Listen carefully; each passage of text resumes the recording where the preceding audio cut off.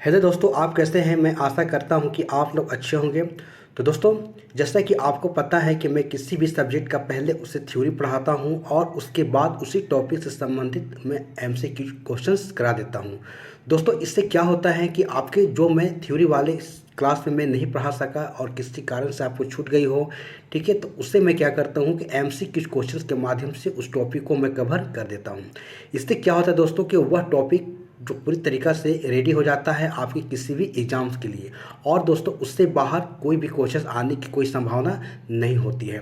तो दोस्तों, इसी प्रकार से आपको पता है कि मैं पिछले वीडियो में आपको मैं संघ और उसके राज्य क्षेत्र के बारे में थ्योरी की क्लास में पढ़ाया था। तो आज उसी से संबंधित मैं आपको एमसीक्यू क्वेश्चंस को कराने वाला हूं, जो इसमें 20 प्लस महत्वपूर्ण प्रश्न होंगे, ठीक है, जो आपकी किसी भी एग्ज़ाम्स के लिए ये काफ़ी ज़्यादा उपयोगी होंगे। तो चलिए दोस्तों, इसको हम लोग देखने के प्रयास करेंगे और आप इसे आंसर देने की कोशिश करेंगे। यदि दोस्तों आपको इसके आंसर पता है तो अपने साथ एक नोट पैड और कलम लेकर बैठ जाएं और अपने जो उस नोट पैड में अपने आंसर को लिखते जाएं, और आप अंत में चेक कर सकते हैं कि आपने कितना पढ़ा और आपको कितने सारे आंसर सही हुए हैं। अन्यथा दोस्तों, इसका आंसर आप हमारे साथ देते चलेंगे। मैं आपसे रिक्वेस्ट करता हूं कि पहले आप हमारे थ्योरी वाली क्लास को देख लें, उसके बाद इस क्वेश्चंस को लगाएं, तो आपके लिए काफ़ी ज़्यादा हेल्पफुल होगा। तो चलिए इसका पहला क्वेश्चंस को देखते हैं और आप इसे बताने के प्रयास करेंगे। तो दोस्तों, यहाँ पर आप पहला क्वेश्चन को देख सकते हैं कि संविधान में हमारे राष्ट्र का उल्लेख किस और किन नामों से किया गया, ठीक है। तो आप देख सकते हैं कि पहला ऑप्शन है भारत तथा इंडिया, ठीक है, और बी ऑप्शन है केवल भारत, और सी ऑप्शन है हिंदुस्तान तथा इंडिया, और आपका जो कि डी ऑप्शन है कि भारत, हिंदुस्तान तथा इंडिया। तो आप इसका आंसर बताने की प्रयास करेंगे। देखिए दोस्तों, ये आपका ऑप्शन गलत यहाँ पर आ गया, ठीक है। तो आप इतना याद रखेंगे, ठीक है, भारत तथा इंडिया जो पहला ऑप्शन में है, बी ऑप्शन में केवल भारत है, या सी ऑप्शन में हिंदुस्तान तथा इंडिया है, और डी ऑप्शन में भारत, हिंदुस्तान तथा इंडिया है। तो आप इसका बताने के प्रयास करेंगे कि संविधान में हमारे राष्ट्र का जो उल्लेख है किस और किन नामों से किया गया है। तो आप इसका जल्दी से आंसर देने के प्रयास करेंगे। देखिए दोस्तों, अगर बात करें हम संविधान में हमारे राष्ट्र का जो उल्लेख है, यहाँ पर किया गया है भारत तथा इंडिया। क्या किया गया? भारत तथा इंडिया के नाम से जो है इसका उल्लेख किया गया है, ठीक है।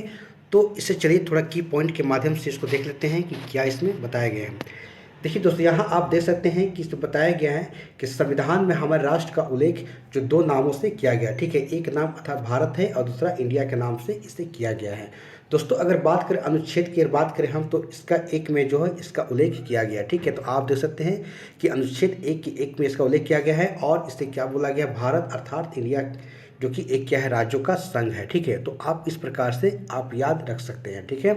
तो चलिए अगला क्वेश्चन को देखते हैं। देखिए दोस्तों, यहाँ पर क्वेश्चन, अगला क्वेश्चन देख सकते हैं, ठीक है, कि संविधान के प्रथम जो अनुच्छेद के अनुसार भारत है, ठीक है। आप देख सकते हैं कि संविधान के प्रथम अनुच्छेद के अनुसार भारत है, क्या है? तो ऑप्शन देख रहा है, एक राज्यों का समूह है, या राज्यों का फेडरेशन है, या राज्यों का कन्फेडरेशन है, या राज्यों का यूनियन है। तो आप इसे बताने के प्रयास करेंगे कि संविधान के प्रथम अनुच्छेद के अनुसार भारत क्या है? तो राज्यों का समूह है, या राज्यों का एक फेडरेशन है, या राज्यों का कन्फेडरेशन है, या राज्यों का क्या है? एक यूनियन है। तो आप इसके आंसर बताने के प्रयास करेंगे।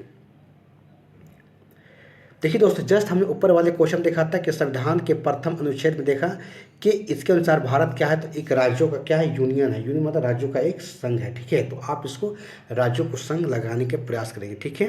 तो चलिए इसको की पॉइंट देखते हैं। देखिए दोस्तों, यहाँ पर बताया गया है, आप देख सकते हैं कि संविधान के अनुच्छेद 1 में निर्धारित किया गया है कि भारत अर्थात राज्यों का एक क्या है? संघ है, यानी कि यूनियन है, ठीक है।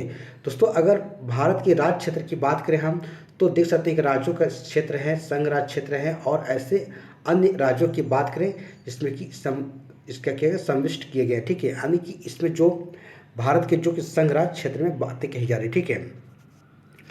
और इसमें देखेंगे दोस्तों, देख सकते हैं, ठीक है, कि बताया जाएगा राज्यों तथा संघ राज्य क्षेत्रों के नाम तथा प्रत्येक के अंतर्गत आने वाले राज्य क्षेत्रों का वर्णन संविधान के प्रथम अनुसूची में किया गया, ठीक है। तो इन सारे बातों को दोस्तों संविधान के अनुच्छेद के जो प्रथम अनुसूची है उनमें इसी सारे बातों को इसमें बताया गया है कि एक राज्यों का राज्य क्षेत्र है, संघ राज्य क्षेत्र है, या ऐसे अन्य राज्यों जो कि अर्जित किए गए हैं, तो इसी में क्या है? समाविष्ट किया गया है, ठीक है। तो आप इस चीज़ को यहाँ पर ध्यान में रखेंगे, ठीक है। तो चलिए अगला क्वेश्चन को देखते हैं। देखिए दोस्तों, अगला क्वेश्चन को आप देख सकते हैं। यहाँ पर क्वेश्चन है कि संविधान के निम्नलिखित में से किस प्रावधान के अंतर्गत में भारतीय जो कि संसद को एक नया राज्य बनाने के अधिकार दिया गया। ठीक है, तो अनुच्छेद 1 में है, अनुच्छेद 2 में है, अनुच्छेद 3 में है, अनुच्छेद 4 में है या फिर अनुच्छेद 5 में है। तो आप इसका आंसर बताने के प्रयास करेंगे कि संविधान के निम्नलिखित में से किस प्रावधान के अंतर्गत जो भारतीय संसद को, किसको, संसद को है, ठीक है, एक नया राज्य बनाने का अधिकार है और किस अनुच्छेद में इसका उल्लेख किया गया है। तो आपको ये बताने के प्रयास करना है। तो देखिए दोस्तों, यहाँ पर बातें हो रही है कि एक नए जो कि राज्य बनाने की अधिकार, तो इसका अधिकार दोस्तों आर्टिकल 3 में दिया गया। ठीक है, तो आर्टिकल 3 में जो है इसका अधिकार दिया गया किसको, तो संसद को दिया गया। ठीक है, तो चलिए इसका की पॉइंट को देख लेते हैं। देखिए दोस्तों, यहाँ देख सकते हैं बताया गया कि अनुच्छेद 3 की बातें हो रही, ठीक है, कि नए राज्यों का निर्माण करना या उनके सीमाओं या नामों में परिवर्तन करना शक्ति किसको दिया गया, तो संसद को दिया गया। तो आप इसको यहाँ पर याद रखेंगे। दोस्तों अनुच्छेद 1 में क्या बोला गया, देख सकते हैं कि संघ और संघ का नाम यानी कि राज्य क्षेत्र होगा, क्षेत्र है जो कि बताया गया है। ठीक है, उसके बाद अनुच्छेद 2 में बोला गया दोस्तों कि संघ में नए राज्यों के प्रवेश स्थापना की शक्ति संसद को प्रदान किया गया। देखिए दोस्तों, अगर नए राज्यों की अगर प्रवेश करना चाहते हैं, करना है जो हमारे भारत का एक अंग नहीं है, तो उसके लिए आर्टिकल्स 2 में इस बातें को कही गई है। लेकिन आर्टिकल इतनी बातें कही गई जो हमारे देश के अंदर है, आंतरिक सीमा के अंदर में है, तो उसमें क्या होता है, उसके नामों में परिवर्तन करना, उसके सीमा में विस्तार करना। ठीक है, तो इन सारे अधिकार किसको, संसद को दिया गया। ठीक है, तो इन सारी बातों को इसमें आर्टिकल्स में बताए गए हैं। ठीक है, तो चलिए अगला क्वेश्चन को देखते हैं। दोस्तों यहाँ पर बातें हो रही है 4 नंबर में कि कौन सा कथन नए राज्यों के निर्माण के बारे में सही नहीं है। ठीक है, तो दोस्तों यहाँ पर कहा जा रहा है कि कौन सा कथन जो है जो कि इसके नए राज्यों के निर्माण के बारे में सही नहीं बताया गया। ठीक है, तो आप इसके आंसर देने के प्रयास करेंगे। ठीक है, तो जैसे आप देख सकते हैं दोस्तों, ठीक है, कि संघ विधि द्वारा एक नए राज्य का निर्माण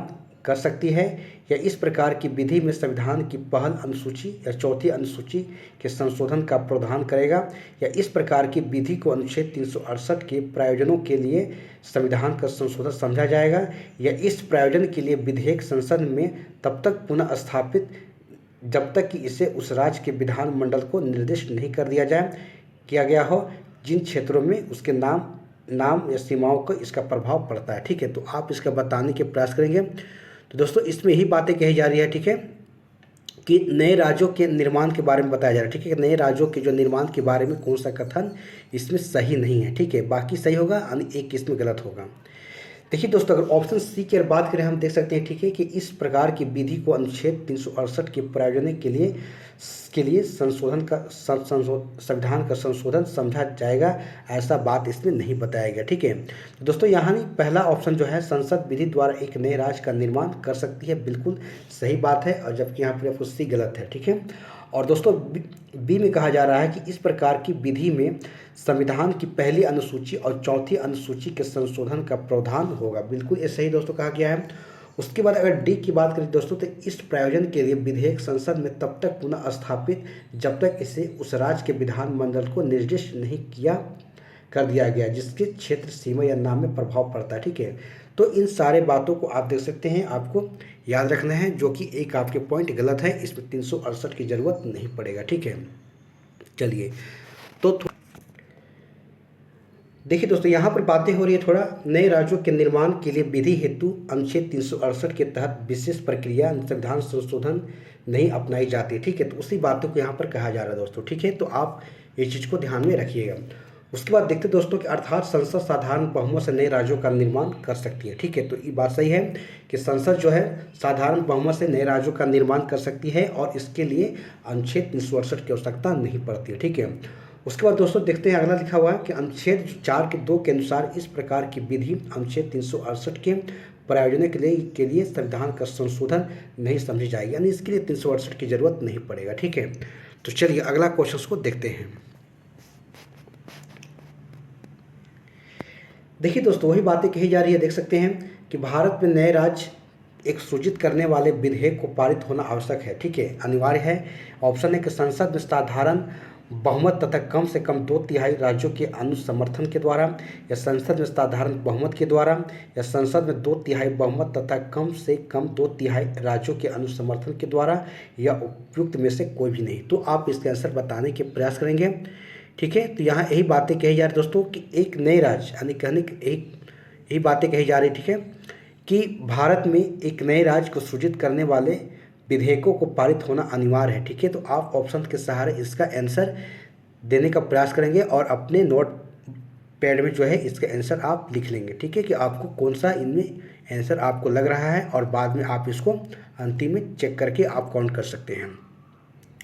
तो देखिए दोस्तों, अगर बात करें हम जो इनमें जो विधेयक को पारित करने के लिए अनिवार्य होती है वो होती है कि संसद में साधारण बहुमत के द्वारा, ठीक है। तो आप देख सकते हैं कि यहाँ वही बातें कही जा रही है कि भारत में एक नए राज्यों को सृजित करना हो तो इसके लिए विधेयक को पारित होना अनिवार्य है, किसके? संसद में साधारण बहुमत के द्वारा, ठीक है। तो आप इस चीज़ को यहाँ पर याद रखेंगे, ठीक है। तो चलिए थोड़ा इसके बारे में हम सब और भी अगला क्वेश्चन को देखेंगे। देखिए दोस्तों, यहाँ देख सकते हैं कि संवैधानिक प्रावधानों के अनुसार राज्यों की सीमाओं को बदलने की सहमति की आवश्यकता होती, ठीक है। आप देख सकते हैं अगला क्वेश्चन बोला जा रहा है दोस्तों, ठीक है, कि एक नए राज्य यानी कि संवैधानिक प्रावधानों के अनुसार राज्यों की सीमाओं में को बदलने के लिए सहमति की आवश्यकता होती है। किसकी सहमति की आवश्यकता होती है? तो ऑप्शन में दिए गए दोस्तों, राज्यों की विधानसभा की या राज्य के मुख्यमंत्री की या राज्य की नहीं। तो आप इसका आंसर बताने के प्रयास करेंगे कि किसकी आवश्यकता नहीं होती है, ठीक है। तो आप यह बताने का प्रयास करेंगे। देखिए दोस्तों, यहाँ पर बातें हो रही है, ठीक है, कि संवैधानिक प्रावधानों के अनुसार, ठीक है, राज्यों की सीमाओं को बदलने के लिए सहमति की आवश्यकता होती है, ठीक है। तो आप देख सकते हैं कि इसका ऑप्शन आप बताने के प्रयास करेंगे कि राज्य की विधानसभा की, सदन की, या फिर आप देख सकते हैं, ठीक है, कि राज्य के मुख्यमंत्री की या राज्य की नहीं, ठीक है। तो देखिए दोस्तों, यहाँ अगर बात करें हम तो राज्य की यहाँ पर जो कि सहमति की आवश्यकता नहीं होती, ठीक है। तो इस चीज़ को आप यहाँ पर ध्यान में रखेंगे, ठीक है। तो इसके बारे में थोड़ा सा हम सब की पॉइंट को देख लेते हैं। देखिए दोस्तों, यहाँ पर इसी बात को कहा जा रहा है कि अनुच्छेद 1 में जो बातें कही जा रही है के अनुसार देख सकते हैं कि भारत राज्यों का संघ है, ठीक है। और अनुच्छेद 3 में बातें कही जा रही है दोस्तों, किसी राज्य के क्षेत्र हो, सीमा हो, नाम आदि में परिवर्तन राज्य के विधानमंडल का विचार प्रकट करना है, किंतु इस संदर्भ में राज्य विधानमंडल के विचार संसद का बाध्यकारी नहीं है। यानी कि वो बताना जरूरी है, एक कॉपी उसको देना है कि आप देख सकते हैं कि मैं आपके राज्य के जो नाम है, सीमा है, उसको मैं परिवर्तन करने जा रहा हूँ, ठीक है। लेकिन इसके लिए क्या होता है कि विधानमंडल जो है उस पर कुछ एक्शन नहीं ले सकती है, ठीक है। बस उसको केवल एक नोटिस दे दिया जाता है कि मैं इस चीज़ को संसद के द्वारा मैं इस चीज़ को करने वाला हूँ, ठीक है। लेकिन इस चीज़ को विधानमंडल उसको माने या ना माने उससे कोई उसको फर्क नहीं पड़ता, ठीक है। तो वही दोस्तों देख सकते हैं, ठीक है। तो इसी बात को यहाँ पर कही जा रही है, ठीक है। और देख सकते हैं कि अतः संसद बिना राज्यों की सहमति के ऐसा कर सकती, ठीक है। यानी कि राज्य माने चाहे नहीं माने उससे कोई मतलब नहीं है। यानी कि संसद जो है जो कि देख सकते हैं कि राज्यों की सहमति के बिना भी इस चीज़ को कर सकती है, ठीक है। तो इस चीज़ को आप यहाँ पर ध्यान में रखेंगे, ठीक है। तो चलिए अगला क्वेश्चन को देखते हैं। देखिए दोस्तों, अगला क्वेश्चन को आप देख सकते हैं। क्वेश्चन है कि निम्नलिखित में से एक नए राज्यों के निर्माण के लिए संवैधानिक उपबंध नहीं है, ठीक है। आप देख सकते हैं कि यही बातें कही जा रही है दोस्तों कि निम्नलिखित में से एक नए राज्यों के निर्माण के लिए संवैधानिक उपबंध नहीं है, ठीक है। तो ऑप्शन है किसी राज्य क्षेत्र को बढ़ाकर या किसी राज्य क्षेत्र को घटाकर या किसी राज्य का नाम परिवर्तन कर या एक राज्य संघ राज्य क्षेत्र में शामिल कर सकेगा, ठीक है। तो आप इसके आंसर बताने के प्रयास करेंगे। तो दोस्तों यहाँ पर बताया जा रहा है कि एक नए राज्यों के निर्माण के लिए संवैधानिक उपबंध नहीं है। तो आप इसका आंसर बताने के प्रयास करेंगे। देखिए दोस्तों, अगर हम बात करें यहाँ पर तो एक राज्य संघ राज्य क्षेत्र शामिल कर सकेगा, ऐसा बात नहीं है, ठीक है। आप देख सकते हैं कि जो आप यहाँ पर बातें कही जा रही किसी राज्य क्षेत्र को बढ़ाकर, बिल्कुल सही है, और किसी राज्य क्षेत्र को घटाकर या किसी राज्य का नाम में परिवर्तन कर, ठीक है। तो इन सारे बातों को आप यहाँ पर ध्यान में रखेंगे। देखिए दोस्तों, उसी बात को यहाँ पर की पॉइंट में लिखा गया है कि भारतीय संविधान के अनुच्छेद 3 की बात करें हम तो किसी राज्य की सीमा को बदलने, नए राज्यों का निर्माण करने, उसके नाम में परिवर्तन करने का अधिकार किसको दिया गया? तो संसद को ये बातें उनको दी गई, ठीक है। और राज्यों को यह अधिकार प्राप्त नहीं है, ठीक है। राज्य जो है अपने तरीक़ा से जो है अपने सीमा के नाम चाहे और भी जो है उसके सीमा का विस्तार आदि जो अपने तरीके से वो नहीं कर सकता। जब भी करेगा तो संसद ही करेगा। और इन सारे बातों को जो है आर्टिकल 3 में इस चीज़ को बताया गया है, ठीक है। तो चलिए अगला क्वेश्चन को देखते हैं।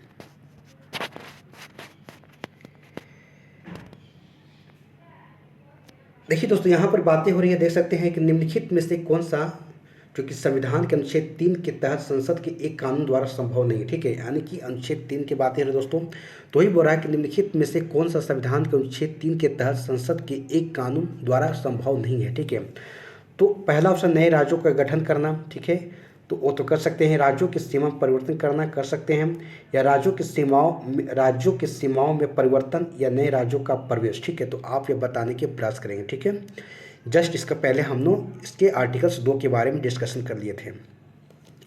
देखिए दोस्तों, यहाँ पर बातें हो रही कि आप देख सकते हैं कि ठीक है, तो अनुच्छेद 3 के तहत तो है, लेकिन जो कि एक है जो अलग है। ठीक है, तो आप देख सकते हैं कि नए राज्यों का जो प्रवेश करना है, ये आर्टिकल्स 2 में बातें कही गई है। और इसमें क्या होता है दोस्तों कि यह नए राज्यों का प्रवेश करने का मतलब जो भारत का खंड नहीं है, यानी हिस्सा नहीं है। ठीक है, तो अगर बाहर से अगर कोई दूसरे राज्यों को अगर हम भारत में मिला रहे हैं, तो उसके लिए आर्टिकल्स 2 की बातें यहीं पर कही जा रही। ठीक है, और बाकी दोस्तों ऑप्शन देख रहे हैं कि नए राज्यों का गठन करना, राज्यों के क्षेत्र में परिवर्तन करना, राज्य की सीमाओं में परिवर्तन करना, ये सारे बात जो है आर्टिकल्स 3 में लिखी गई है। ठीक है, तो दोस्तों मैं उम्मीद करता हूं कि आपको यह वीडियो अगर आपको अच्छी लग रही हो तो आप इसे लाइक ज़रूर कर दें। ठीक है, और इसे ज़्यादा से ज़्यादा आप शेयर करने के प्रयास करेंगे। और इसी प्रकार से दोस्तों आपको हर एक सब्जेक्ट के लिए मैं आपके सामने मैं पूरी तरीक़ा से आपको कंप्लीट करा दूंगा। तो दोस्तों अगर मेरे साथ आप बन के कंटिन्यू आप बने रहें, तो मैं आपको सारे सब्जेक्ट को एक एक करके मैं आपको टॉपिक पूरा करा दूंगा, जो आपके किसी भी एग्ज़ाम्स के लिए। देखिए दोस्तों, मैं आपको एक चीज़ मैं सही बता दे रहा हूँ कि मैं भी आप ही लोग के बीच से मैं निकल कर आया हूँ। ठीक है, और मुझे पता है कि लोग बच्चे कहाँ पर गलती करते हैं। गलती सबसे बड़ी होती है दोस्तों कि अगर मान लें अभी आपको ग्रुप डी का एग्ज़ाम्स आ गया, तो आप क्या करते हैं कि ग्रुप डी के लिए ही क्यों आप पढ़ना शुरू कर देते हैं। नहीं दोस्तों, ऐसा नहीं करना है। आपको एक ऐसा तैयारी करना है कि आप किसी भी एग्ज़ाम्स के लिए आप बैठे तो आपकी रिजल्ट वहाँ पर हो जाएगा। दोस्तों यहाँ पर जीएस पढ़ना है, कोई भी सब्जेक्ट पढ़ रहे हैं, तो आप तो यहाँ दोस्तों यहाँ किसी भी सब्जेक्ट के लिए ये नहीं कहा गया है कि इसी टॉपिक से क्वेश्चन आएंगे। नहीं, आपको हर एक टॉपिक के बारे में नॉलेज होना चाहिए।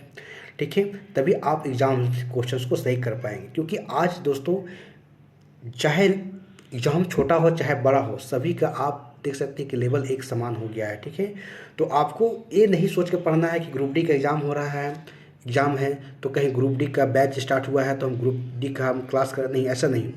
आपको सभी एग्ज़ाम्स को एक समान निचोड़ कर एक तरीक़ा से आपको पढ़ना है। मैं आपको बार बार बता रहा हूँ कि आपके पास 2 चीज़ का होना बहुत ज़रूरी है। उसके सिवा आपके पास कुछ रहे चाहे नहीं रहे, उससे कोई आपको मैटर नहीं करता है। आपके पास एक थ्योरी वाले पेपर, चाहे किसी भी आप कोचिंग संस्थान से पढ़े हैं, उससे कोई दिक्कत नहीं है। सभी का पढ़ाने का तरीका सभी का एक होते हैं, सभी टीचर्स कोचिंग क्लास सभी अच्छे पढ़ाते हैं। और उसके साथ आपके पास एक प्रीवियस ईयर का क्वेश्चंस अपडेट होना चाहिए जो भी एग्ज़ाम्स में पूछे जा रहे हैं। ठीक है, तो अगर इस टॉपिक के से संबंधित आप उस एमसीक्यू क्वेश्चंस से आप कंपेयर करके आप उस टॉपिक को कंप्लीट कर लेते हैं, तो दोस्तों किसी भी एग्ज़ाम्स में आपके क्वेश्चन इससे बाहर आने की कोई संभावना नहीं है। यानी कि जो भी आपके आएंगे इसी टॉपिक से और इसी आपके जो मैटर तैयार कर रहे हैं उसी से आपको आएंगे। ठीक, इससे बाहर कुछ भी नहीं आपको आएंगे। आप इसी चीज़ को आप कंटिन्यू कीजिए और सभी पेपर को आप रेडी कीजिए, तब देखिए कि आपके एग्ज़ाम में रिजल्ट आते हैं या नहीं आते हैं। तो चलिए अगला क्वेश्चन को देखते हैं। देखिए दोस्तों, उसी के बारे में कहा जा रहा था, आर्टिकल्स वही मैं बताया ऊपर में आपको कि जो आप देख सकते हैं कि भारतीय संविधान के अनुच्छेद की बातें हो रही है। ठीक है, नए राज्यों का निर्माण करना, उनके क्षेत्र सीमाओं परिवर्तन करना, ये सारे शक्ति जो है भारतीय संसद विधि निर्माण के द्वारा निहित हैं। और जबकि अनुच्छेद 2 के तहत दोस्तों संसद विधि द्वारा जो है भारतीय संघ में नए राज्यों के प्रवेश या उनकी स्थापना कर सकती है। ठीक है, तो इसी चीज़ को मैं ऊपर बताया और यहाँ पर वही चीज़ यहाँ पर बातें कही गई हैं। ठीक है, तो आप इस चीज़ को ध्यान में रखेंगे। ठीक है, चलिए 9 नंबर के क्वेश्चन देख सकते हैं कि भारतीय संघात्मक व्यवस्था के संदर्भ में, ठीक है, कौन सा कथन सही है। ठीक है, आप देख सकते हैं कि भारतीय संघात्मक व्यवस्था के संदर्भ में कौन सा कथन जो कि सही है, उसकी आपको यहाँ पर आंसर देना है। ठीक है, तो देख सकते हैं दोस्तों, पहला है कि भारतीय जो कि संविधान के अंतर्गत राज्यों को संघ से अलग होने का अधिकार नहीं है, या फिर ऑप्शन 2 दे रहा है कि अलग होने की मात्र वकालत करने पर अभिव्यक्ति की स्वतंत्रता की सुरक्षा मिलेगी। दोस्तों नीचे दिए गए कूट में से आपको सही उत्तर का चुनाव करना है, आप कीजिए। तो आप देख सकते हैं कि ऑप्शन 1 सही है या 20 सही है, या फिर 1 और 2 दोनों सही है, या फिर 1 ना तो 2 सही है। तो आप इसके आंसर बताने के प्रयास करेंगे। तो देखिए दोस्तों, यहाँ पर बातें हो रही कि भारतीय जो संघात्मक व्यवस्था के संदर्भ में, तो आप यहाँ देख सकते हैं पहला ऑप्शन में, ठीक है, आप जैसा लिखी गई है कि भारतीय संविधान के अंतर्गत जो राज्यों को संघ से अलग होने का अधिकार नहीं है, इस बात को यहाँ पर बताया गया। ठीक है दोस्तों, मैं इसको बहुत अच्छी तरीक़ा से मैं आपको थ्योरी वाले क्लास में भी बताया भी हूँ कि किस प्रकार से जो कि कौन कौन सा देश थे जहाँ से अलग राज्य टूट कर बन सकते हैं। ठीक है, और जैसे भारत हमारा है तो एक राज्यों का संघ है, तो यहाँ पर सभी राज्यों को मिलाकर एक संघ बनाया गया। ठीक है, यूनियन बनाया गया है, और इससे अलग होने का किसी को भी राज्य का अधिकार नहीं है। ठीक है, तो देखिए दोस्तों, यहाँ पर बातें हो रही, ठीक है, कि भारतीय संविधान के तहत राज्यों के संघ की स्थापना की गई है और जिसमें कि नए राज्यों को संघ से अलग होने का अधिकार नहीं है। ठीक है, आप इस ध्यान रखेंगे, संघीय संसद ही संघ में नए राज्यों का प्रवेश या उनकी स्थापना कर सकती है। यानी कि जो संघ हमारा है, जो कि संसद है, वही जो है नए राज्यों के प्रवेश और उनकी स्थापना कर सकती है। उसके बाद दोस्तों, तथा राज्यों की सीमा, क्षेत्र और नाम परिवर्तन कर सकती है, और तथा राज्य क्योंकि राज्यों के भागों को अलग या मिलाकर नए राज्यों का निर्माण भी कर सकती है। सारा काम कौन कर सकती है? संसद कर सकती है। तो दोस्तों, इसी में और आगे लिखा गया, देख सकते हैं। ठीक है, यहाँ बोला गया है कि परंतु संविधान के तहत किसी राज्य को संघ से पृथक हो सकने या कर सकने का अधिकार यहाँ पर नहीं दिया गया। ठीक है, तो इस चीज़ को आप यहाँ पर ध्यान में रखेंगे। दोस्तों, इसी प्रकार से इसमें और कुछ बातें लिखी देख सकते हैं कि आर्टिकल्स जो कि अनुच्छेद 19(1) की बातें हो रही है। ठीक है, जो आपके बी ऑप्शन में जो दिए गए थे। ठीक है, कि सभी नागरिकों को वाक स्वतंत्रता और अभिव्यक्ति की स्वतंत्रता जो मूल अधिकार है, आप जो कि आपकी बोलने की स्वतंत्रता है, अभिव्यक्ति की आपकी भाव को व्यक्त करने की स्वतंत्रता है। ठीक है, तो दोस्तों, इस प्रकार से परंतु इस अधिकार का प्रयोग आप देख सकते हैं। ठीक है, आप कैसे कर सकते हैं? आप भारत की प्रभुता हो गया, अखंडता हो गया, राज्य की सुरक्षा हो गया। ठीक है, तो आगे और इसी बात कही गई। ठीक है, देख सकते हैं। ठीक है, कि विदेशी राज्यों के साथ में मैत्रीपूर्ण संबंध हो गया, लोक व्यवस्था हो गया, शिष्टाचार हो गया, सदाचार हो गया, कि अथवा न्यायालय अवमानना हो गया, और मानहानि, अपराध, उद्दीपन के संबंध में युक्त जो है निबंधन राज्यों द्वारा आरोपित करती है। यानी कि दोस्तों, यही बातें कही जा रही। ठीक है, कि आप इसका प्रयोग कैसे करेंगे? तो जैसे आप देख सकते हैं कि प्रभुता हो गया, अखंडता हो गया, राज्य की सुरक्षा हो गया, और विदेशी राज्यों के साथ जो मैत्रीपूर्ण संबंध हो गया, लोक व्यवस्था को बनाए रखने की बातें कही जा रही है, और शिष्टा और सदाचार के लिए में हितों में अथवा न्यायालय की जो अवमानना की जाती है, ठीक है, मानहानि या अपराध उद्दीपन के संबंध में जो है इसे निर्बंधन जो कि राज्य विधि द्वारा आरोपित कर सकता है। ठीक है, यानी कि राज्य उसको क्या कर सकता है? रोक सकता है। ठीक है, तो इसी बातों को कहा जा रहा है। ठीक है, चलिए तो आगे। तो दोस्तों, यहाँ पर देख सकते हैं 10 नंबर क्वेश्चन है। ठीक है, कि राज्य पुनर्गठन आयोग ने 1 नवंबर 1956 को कितने राज्यों तथा कितने संघ राज्यों बनाए थे? ठीक है, आप देख सकते हैं, कहा जा रहा है कि राज्य पुनर्गठन जो आयोग था 1 नवंबर 1956 को कितने राज्यों तथा कितने संघ राज्य बनाए थे। ठीक है, तो आप इसके आंसर बता सकते हैं। ठीक है, तो देखिए दोस्तों, अगर बातें हो रही, ठीक है, आपको मैं बताया था कि राज्य पुनर्गठन आयोग की जब बातें हो रही है तो यहाँ पर जो है 14 राज्य और 6 केंद्र शासित प्रदेश को यहाँ पर बनाया था। ठीक है, तो इस प्रकार से आप यहाँ पर देख सकते हैं। ठीक है, और इसमें हम लोग की पॉइंट के माध्यम से कुछ समझने के प्रयास करेंगे। देखिए दोस्तों, यहाँ आप देख सकते हैं कि स्वतंत्रता के पश्चात नए राज्यों के निर्माण के लिए आप देख सकते हैं कि फजल अली की अध्यक्षता में एक राज्य पुनर्गठन आयोग का गठन किया गया था, और जिसकी सिफारिश के आधार पर 1956 में राज्य पुनर्गठन अधिनियम के द्वारा 14 राज्य और 6 जो कि राज्य क्षेत्र स्थापित किए गए थे। ठीक है, तो इसी बात को यहाँ पर बताया जा रहा है। ठीक है, और दोस्तों, इसी बताया जा रहा है कि आंध्र प्रदेश स्वतंत्रता के पश्चात भाषा के आधार पर गठित जो कि प्रथम राज्य था, जो कब गठित हुआ था? 1 अक्टूबर 1953 को। तो दोस्तों, इन सारे बात को आपको याद रखना है। ठीक है, जो आपके एग्जाम्स में यहाँ से क्वेश्चंस बार बार पूछे जाते हैं। ठीक है, चलिए देखिए दोस्तों, यहाँ पर क्वेश्चन है कि तेलंगाना राज्य बनने के बाद भारत में राज्यों की संख्या कितनी होगी? ठीक है, यानी कि हो गई है। ठीक है, तो यही बातें कही जा रही हैं। तो दोस्तों, अभी वर्तमान में बातें करें हम, तो ठीक है, तो अगर देख सकते हैं कि तेलंगाना राज्य जब बना था तो उस समय जो राज्यों की संख्या 29 हो गई थी, लेकिन वर्तमान में अगर बात करें हम तो अभी राज्यों की संख्या कितनी है? हमारा 28 है। ठीक है, तो 28 राज्य और 8 केंद्र शासित प्रदेश है। ठीक है, तो आप इस चीज़ को ध्यान में रखेंगे। तो चलिए की पॉइंट के माध्यम से कुछ देखने के प्रयास करेंगे। देखिए दोस्तों, यहाँ बातें हो रही है कि 2 जून अगर 2014 की बात करें हम, तो तेलंगाना राज्य के गठन के बाद भारत में राज्यों की संख्या 29 हो गई थी, यानी उसमें 29 हो गई थी, ठीक है। लेकिन जम्मू कश्मीर, जो कि जम्मू और कश्मीर राज्य के दो संघ राज्य क्षेत्रों में विभाजन के उपरांत राज्यों की वर्तमान संख्या कितनी, 28 हो गई है, ठीक है। तो आप यहाँ पर देख सकते हैं कि 28 हो गई है। तथा दादर और नागर हवेली और दमन और दीव के विलय के बाद संघ राज्य क्षेत्रों की संख्या कितनी, 8 हो गई है। तो इन सारे बातों को दोस्तों आपको अच्छी तरीक़े से याद रखना है कि जब हमारा तेलंगाना राज्य अलग हुआ था तो उस समय राज्यों की संख्या 29 हो गई थी। लेकिन यहाँ पर जब 2019 में क्या होता है, जब जम्मू और कश्मीर राज्य के दो संघ क्षेत्र जब बन गए थे, लद्दाख और जम्मू कश्मीर, तो उस समय क्या हो गया, तो राज्यों की संख्या कितनी हुई, 28 हो गई, ठीक है। और यहाँ पर अगर संघ राज्य क्षेत्रों की बात करें हम, तो देख सकते हैं दादर और नागर हवेली और दमन और दीव जब इसको विलय कर दिया गया तो उसमें संघ राज्य क्षेत्रों की संख्या कितनी हो गई है, तो 8 हो गई, ठीक है। तो इस प्रकार से वर्तमान में 28 राज्य और 8 केंद्र शासित प्रदेश हैं, ठीक है। तो इन सारे बातों को आपको याद रखना है। चलिए देखिए दोस्तों, अगला क्वेश्चन देख सकते हैं, ठीक है। निम्नलिखित में से कौन संघ राज्य क्षेत्र नहीं है, ठीक है, यानी केंद्र शासित प्रदेश नहीं है, बातें कही जा रही है। तो अंडमान और निकोबार द्वीप समूह, दमन और दीव, गोवा और पुदुचेरी। तो आप इसके आंसर बताने के प्रयास करेंगे, ठीक है, कि इनमें से कौन सा राज्य जो है मतलब कि संघ राज्य क्षेत्र नहीं है। तो आप इसका आंसर जल्दी से देने के प्रयास करेंगे। देखिए दोस्तों, अगर हम बात करें अंडमान और निकोबार द्वीप समूह की, तो एक हमारा संघ राज्य क्षेत्र है, बिल्कुल सही है। दमन और दीव भी है, पुदुचेरी भी है, लेकिन हमारा गोवा जो है हमारा केंद्र शासित प्रदेश यहाँ पर नहीं है, यानी कि संघ राज्य क्षेत्र नहीं है, ठीक है। तो इस प्रकार से आप जो है गोवा को आप आंसर लगा दीजिए।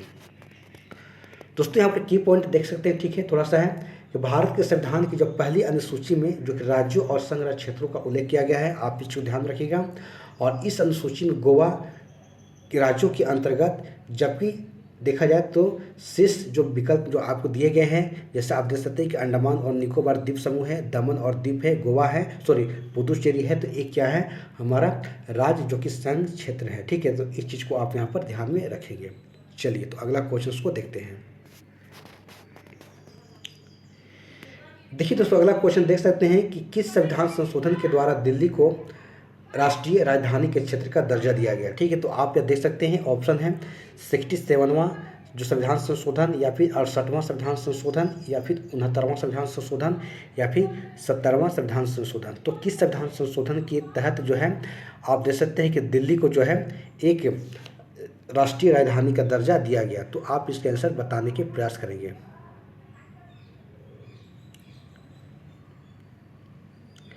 देखिए दोस्तों, अगर हम बात करें, हम दिल्ली की बात करें हम, तो आप देख सकते हैं कि 69वां संविधान संशोधन के माध्यम से जो है दिल्ली को एक केंद्र शासित प्रदेश का दर्जा यहाँ पर दिया गया, ठीक है। तो आप यहाँ पर याद रखेंगे, ठीक है। तो दोस्तों इसको की पॉइंट के माध्यम से थोड़ा समझने के प्रयास करेंगे हम सब। देख सकते हैं, देखिए दोस्तों देख सकते हैं कि 69वें संविधान संशोधन 1991 के द्वारा देश की राजधानी दिल्ली को जो कि संघ राज्य क्षेत्र की श्रेणी में कायम रखते हुए इसके लिए एक जो विधानसभा और मंत्री परिषद का बंद यहाँ पर किया गया, ठीक है। तो आप देख सकते हैं कि वहाँ एक विधानसभा भी है और एक हमारा मंत्री परिषद ही है, ठीक है। तो कहाँ पर, दिल्ली में, ठीक है। और साथ ही संविधान के अनुच्छेद आप देख सकते हैं कि 239 के क के तहत जो है संघ राज्य क्षेत्र दिल्ली को राष्ट्रीय राजधानी क्षेत्र यानी NCR, ठीक है, का दर्जा यहाँ पर दिया गया है, ठीक है। तो आप इस चीज़ को यहाँ पर ध्यान रखेंगे दोस्तों, जो आपके एग्जाम्स में यहाँ से काफ़ी क्वेश्चंस पूछे जाते हैं, ठीक है। चलिए तो देखिए दोस्तों, यहाँ पर आप देख सकते हैं आपके जो 14 नंबर क्वेश्चन है कि निम्नलिखित कथनों में से कौन सा कथन गलत है, ठीक है। यहाँ गलत की बातें हो रही है, तो आप इसका बताने के प्रयास करेंगे। तो ऑप्शन है कि गोवा को 1987 में पूर्ण राज्य का दर्जा प्राप्त हुआ। ऑप्शन बी है कि द्वीप और खंबात की खाड़ी जो कि गल्फ और खंबात में एक टापू है। दमन और दीव को भारतीय संविधान के 56वें संशोधन के द्वारा गोवा से अलग किया गया। या डी ऑप्शन है कि दादर और नागर हवेली वर्ष 1954 तक जो फ्रांसीसी औपनिवेशिक शासन के अंतर्गत थे, ठीक है। तो आप इस बातों को बताने के प्रयास करेंगे कि इनमें से कौन सा गलत है।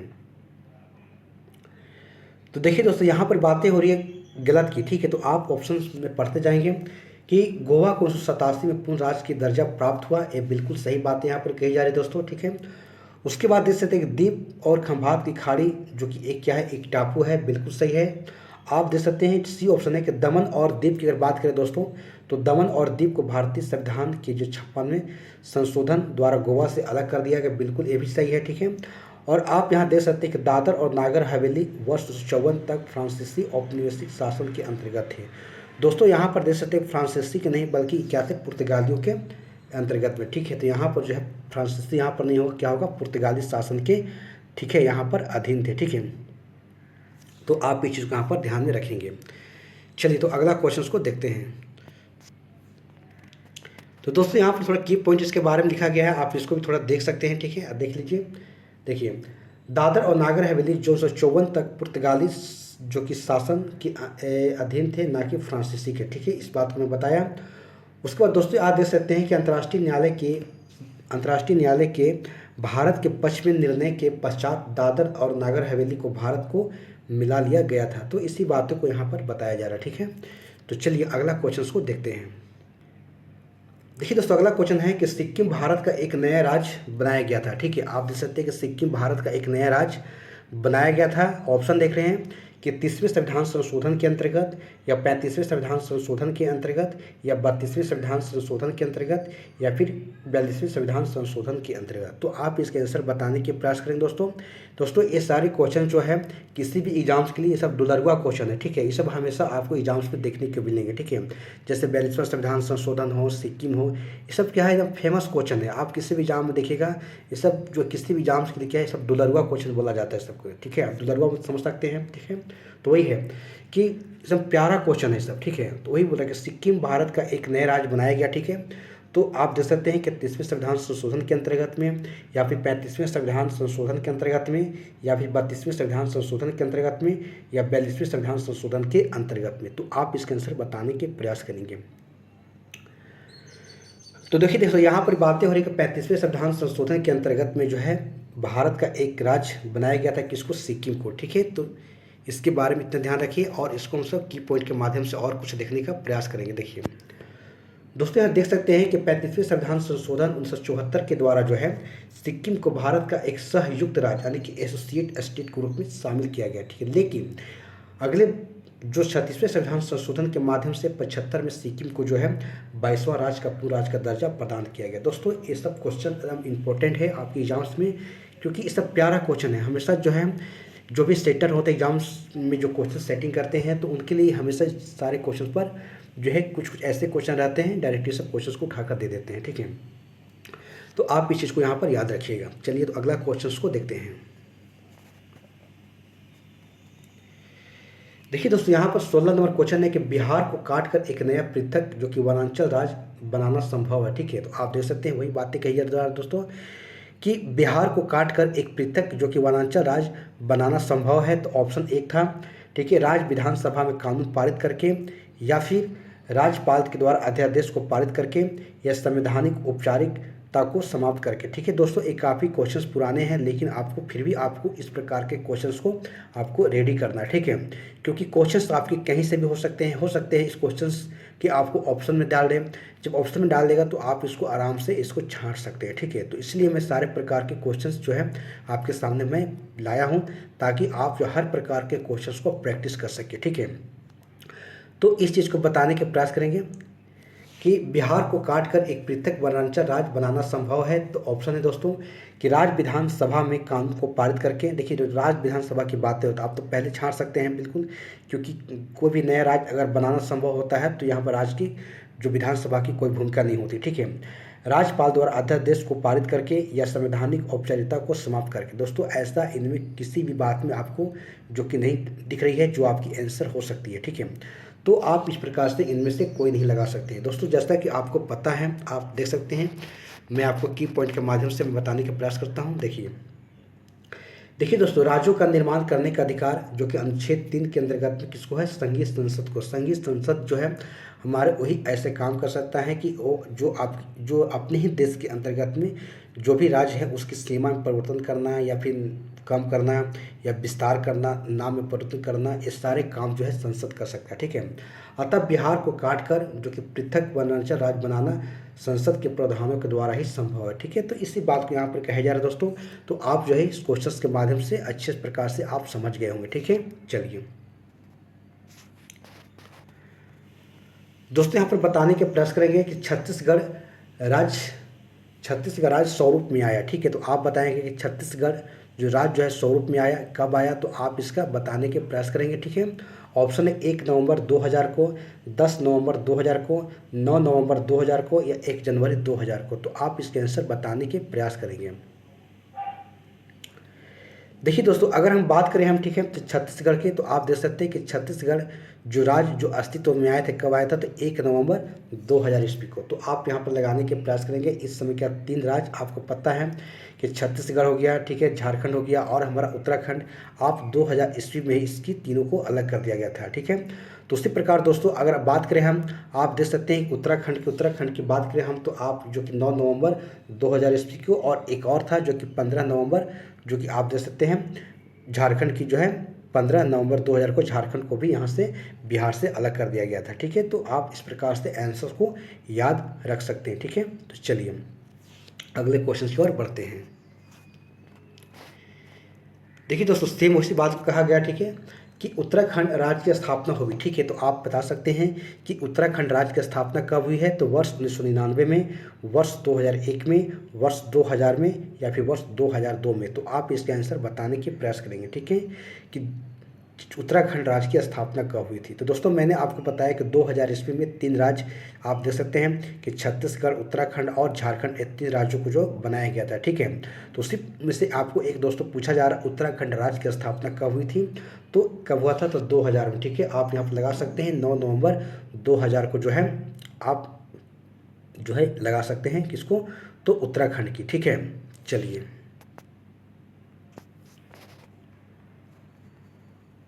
दोस्तों यहाँ पर अगला क्वेश्चन को देख सकते हैं। ठीक है, कि भाषा के आधार पर राज्यों के गठन हेतु राज्य पुनर्गठन आयोग की स्थापना कब की गई थी। ठीक है, तो आप ये बताने के प्रयास करेंगे कि भाषा के आधार पर जो है राज्य पुनर्गठन आयोग की जो है स्थापना कब की गई थी। ठीक है, तो आप देख सकते हैं कि 1856 में, 1957 में और 1956 में या फिर 1960 में। तो आप ये बताने के प्रयास करेंगे। ठीक है, देखिए दोस्तों, बातें हो रही है कि भाषा के आधार पर राज्यों के गठन हेतु राज्य पुनर्गठन आयोग की जो स्थापना कब की गई थी। तो आप यहाँ देख सकते हैं कि जैसा कि आपको पता है दोस्तों, ठीक है, कि भाषाई आधार पर राज्यों को जो पुनर्गठन की जो स्थापना जो है 29 दिसंबर 1953 को की गई थी। ठीक है, तो यहाँ पर ऑप्शन में कहीं नहीं दिया गया। ठीक है, तो इस प्रकार से आप इसको जो है 1953 आप याद रखेंगे, 1953 में जो है इसकी की गई थी। ठीक है, तो चलिए इसको की पॉइंट के माध्यम से उसको देखने के प्रयास करेंगे। ठीक है, आइए देखिए दोस्तों, यहाँ पर ही बताया जा रहा है कि भाषा के आधार पर जो राज्य का जो पुनर्गठन आयोग की स्थापना 29 दिसंबर 1953 को की गई थी। ठीक है, और इसके बाद दोस्तों रिपोर्ट जो है 30 सितंबर 1955 को जो है रिपोर्ट सौंपी गई थी। और इसके आयोग के अध्यक्ष की बात करें हम तो फजल अली थे, और इनके अन्य 2 सदस्य जो कि हृदय नाथ कुजरू, और आप देख सकते हैं कि हृदय नाथ कुजरू थे और KM पनिकर थे। ठीक है, तो ये 3 सदस्यों के द्वारा जो है, ठीक है, राज्य पुनर्गठन आयोग की स्थापना 29 दिसंबर 1953 को की गई और इसकी रिपोर्ट जो है 29 सितंबर 1955 को सौंपी गई। ठीक है, तो इस चीज़ को आप यहाँ पर याद रखना है। ठीक है, चलिए तो अगला क्वेश्चन को देखते हैं। देखिए दोस्तों, जस्ट अगला क्वेश्चन सेम है कि भाषाई आधार पर राज्यों का पुनर्गठन किस वर्ष किया गया था। ठीक है, तो आप ये बताने के प्रयास करेंगे कि भाषाई आधार पर राज्यों का जो पुनर्गठन किस वर्ष किया गया था। तो आप यह बताने के प्रयास करेंगे। तो देखिए दोस्तों, अगर बात करें तो भाषाई आधार पर राज्यों का पुनर्गठन जो है यहाँ पर 1956 में किया गया था। कब? 1956 में इसे किया गया था। ठीक है, तो आप जो है की पॉइंट के माध्यम से देख सकते हैं। ठीक है, देखिए दोस्तों, बातें हो रही, ठीक है, देख सकते हैं कि राज्य पुनर्गठन अधिनियम 1956 के द्वारा भाषाई आधार पर राज्यों का पुनर्गठन वर्ष 1956 में किया गया। और यहाँ देखें तो विदित हो कि भाषा के आधार पर सर्वप्रथम बात करें हम तो आंध्र प्रदेश जो कि राज्य के यहाँ पर पृथक राज्य के रूप में सृजन 1953 में यहाँ पर हो गया। ठीक है, तो आप इन सारे बातों को यहाँ पर ध्यान में रखेंगे। चलिए दोस्तों, यहाँ देख सकते हैं 21 नंबर क्वेश्चन है कि निम्नलिखित में से किस राज्य को केंद्र सरकार के द्वारा विशेष श्रेणी दर्जा कभी प्रदान नहीं किया गया है। ठीक है, तो आप ये देख सकते हैं कि निम्नलिखित में से किस राज्य को केंद्र सरकार के द्वारा विशेष राज्य का दर्जा प्रदान नहीं किया गया। ठीक है, तो आप इसका आंसर बिहार को, हिमाचल प्रदेश को, सिक्किम को या जम्मू कश्मीर को, या उपयुक्त में से कोई नहीं, या उपयुक्त में से एक से अधिक। तो आप इसका आंसर बताने के प्रयास करेंगे। देखिए दोस्तों, बातें हो रही हैं कि किस राज्य को केंद्र सरकार के द्वारा विशेष श्रेणी का दर्जा जो कि कभी प्रदान नहीं किया गया है। तो ऑप्शन एक बिहार को, सिक्किम को, हिमाचल प्रदेश को या फिर जम्मू और कश्मीर को। देखिए दोस्तों, यहाँ अगर बात करें बिहार को, तो बिहार को जो है केंद्र सरकार के द्वारा विशेष श्रेणी का दर्जा प्रदान कभी नहीं किया गया है। ठीक है, तो इस प्रकार से आप बिहार को याद रखेंगे और इसमें कुछ हम सब की पॉइंट को देखेंगे। देखिए दोस्तों, यहाँ देख सकते हैं कि अब तक बात करें हम 11 जो कि राज्यों को विशेष श्रेणी का दर्जा जो कि प्रदान किया गया है, और अगर 8 राज्यों की बात करें हम तो पूर्वोत्तर के हैं, जबकि 3 हमारा एक हिमालय क्षेत्र है जिसमें कि हमारा उत्तराखंड है, हिमाचल प्रदेश है और जम्मू कश्मीर है। ठीक है, और उसी में अगर 8 राज्यों की बात करें दोस्तों जिससे जो विशेष श्रेणी का दर्जा दिया गया है, उसमें देख सकते हैं कि मणिपुर है, मेघालय है, त्रिपुरा है, सिक्किम है, अरुणाचल प्रदेश है, असम है, नागालैंड और मिजोरम। ठीक है, तो ये ऐसे जो कि 8 राज्य हैं जिनको जो है विशेष श्रेणी का दर्जा दिया गया है। पूर्वोत्तर के 8 राज्य हैं, और जबकि हिमालय 3 राज्य हैं जिसमें कि आपका उत्तराखंड, हिमाचल प्रदेश और जम्मू और कश्मीर है। तो दोस्तों, इस प्रकार से आप इस सारे क्वेश्चंस को याद रख सकते हैं। तो दोस्तों, इस प्रकार से मैंने आपको जो कि संघ और उसके राज्य क्षेत्र से आपको मैं 21 जो महत्वपूर्ण प्रश्न आपको मैं करा दिया हूं, और इसी दोस्तों आपको इसी 21 जो आपके महत्वपूर्ण प्रश्न हैं, इनमें बहुत सारे क्वेश्चंस आपके छिपे हुए हैं। क्वेश्चन किसी भी प्रकार से आपको पूछा जाएगा तो आप यहां से आंसर आसानी से दे सकेंगे। ठीक है, तो दोस्तों इसी प्रकार से आपको अगले वीडियो में भी सेम टॉपिक आपको मैं थ्योरी पहले पढ़ाऊंगा और उसके बाद मैं आपको उसके संबंधी एमसीक्यू क्वेश्चंस मैं आपको कराऊंगा, और इसी प्रकार से आपको सारे सब्जेक्ट को मैं एक एक करके मैं आपको कराने का प्रयास करूंगा। ठीक है, तो चलिए दोस्तों, तब तक के लिए हमारे इस वीडियो को आप 1 बार 2 बार 3 बार आप देखें, और पहले आप थ्योरी वाले क्लास को देख लें, उसके बाद आप इस एमसीक्यू क्वेश्चंस को लगाएं तो आपके लिए काफ़ी ज़्यादा हेल्पफुल होगा। तो चलिए दोस्तों, अगले वीडियो में फिर आपसे मुलाकात होगी। तब तक के लिए जय हिंद, जय भारत।